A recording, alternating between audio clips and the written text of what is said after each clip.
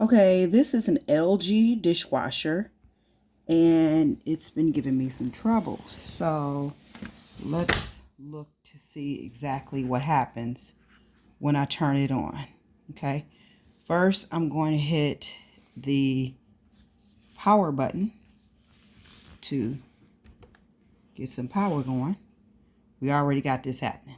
Okay, I didn't even hit start yet. Let's see what happens when I hit start. Start.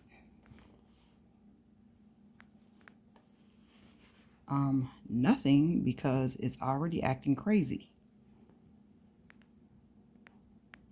Yeah, so just this.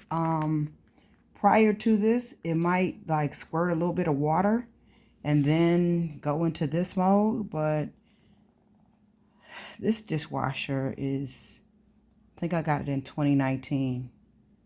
No, it's got the 10-year warranty on the motor, which is totally meaningless at this juncture because of this.